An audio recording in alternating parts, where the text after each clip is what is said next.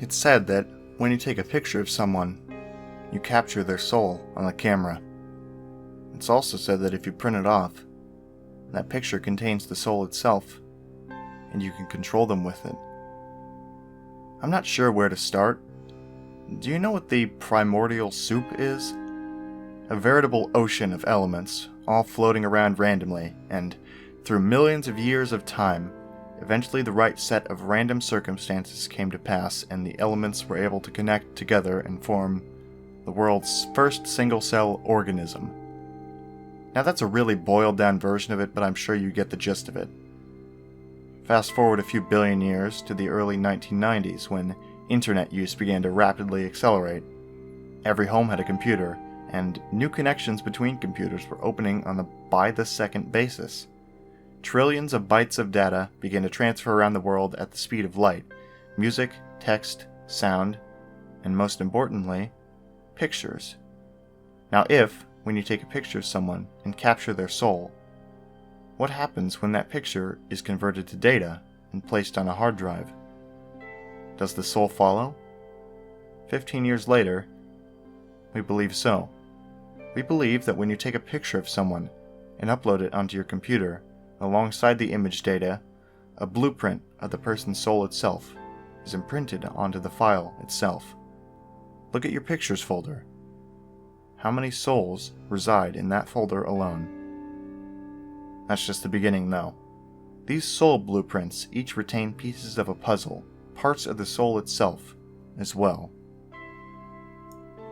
Recently, a group of hackers who refer to themselves as the Cardinals took an interest to this theory and began experiments.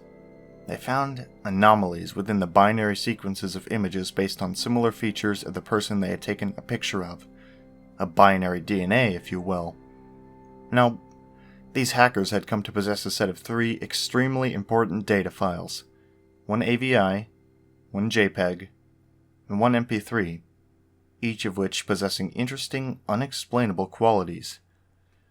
The first, Cradle.avi, depicts what appears to be a group of teenagers with a low-quality video camera exploring the basement of a house. The quality of the video is distorted completely beyond any comprehensibility, and the video is very low quality. For most of the video, the camera is passed around the group, headed back and forth and jerked around too much to make anything noticeable out. But near the end, the camera turns at an odd angle, and you can somewhat clearly make out a young girl standing in the corner facing the wall. Her hair is long and black. She's wearing some form of white dress, and you only see her for a split second, but many people who have seen the video claim there just seems something wrong with her. A bit deformed, but not in a way anyone can explain.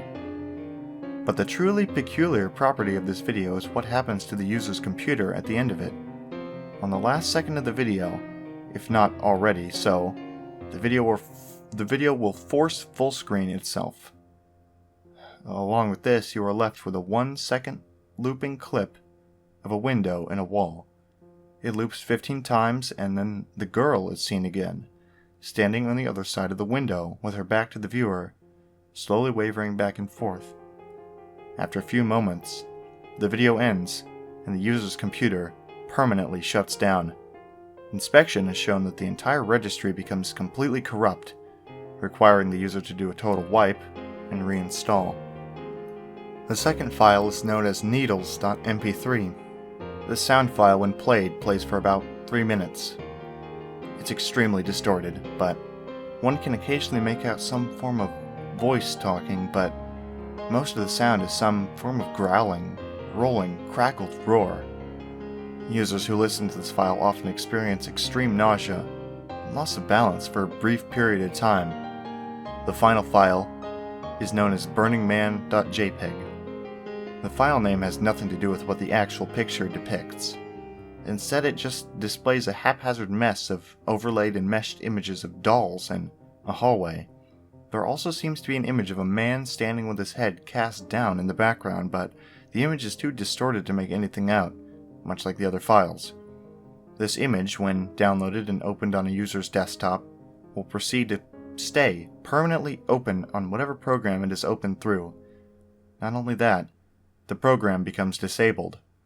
Nothing else happens. The image just permanently sits there on your desktop, unclickable, unminimizable, and you're just left there, with the man's invisible gaze staring at you. From what the group of hackers are able to discern, this file seems to have precompiled into the data something along the lines of CMDOW, yet, as complex and as intricate as the program is, it works across all OS platforms. No one knows who the original creator is. In fact, few people have heard of it, as the file is uncopyable and unsendable. This in fact further adds to the mystery, as often receivers of the file will obtain it from random anonymous emails, posted on forums or a download link, posing the question, how was that poster able to upload it? If you ever see any of these files, refrain from downloading any of them. They all have varying detrimental effects on your computers, from practically taking out your whole registry, corrupting System 32, freezing your mouse, or crashing your computer. Now, onwards. This group of hackers, the Cardinals, took to analyzing these 3 files and comparing their odd behaviors. They had heard of other such odd files, images, data, etc., but were never able to get their hands on them, at least as far as we know, though rumor states they in fact were able to locate and collect all of the known files like the original smile.jpg, barbie.jpg, even suicidemouse.avi. Not even the grifter photo was able to escape their grasp, rumor states, but rumor also states the grifter video even exists, but that's another story. Nonetheless, all these files in hand, the group lined the files up and began to meticulously work through the binary, 1, 0, and 1 at a time, checking for similar strains and series of binary that matched. And they did manage to successfully do so, at least the legend states. The result was 7 individual executable files that did nothing. They endlessly puzzled over these files, each tackling an executable each. They decided to name them after themselves: lust, gluttony, greed, envy, sloth, wrath, and pride. And last, they attempted to line the files up. Remarkably, something odd happened. The copies of the files, quite suddenly, meshed together.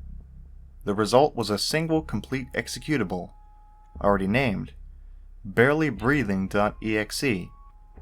And what of this file? Well, not much is known after that point. They were too smart to just execute it and run it. They analyzed the file every possible way: hex, binary, conversions, anything to figure out what this odd file would do. To no avail. Even after forming together, it was an even bigger jumble of 1s and 0s and made no more sense than the complete, separate executables. They backed the file up on a flash drive and proceeded to run it. That was the last command found on their destroyed computers a week later. Their corpses had been disfigured beyond recognition. Description of the corpses stated that it almost seemed as if they had been brutally slashed across their faces and arms. Every square inch of skin that had been bare had been mutilated, almost microwaved and then sliced repeatedly by a micro-thin razor.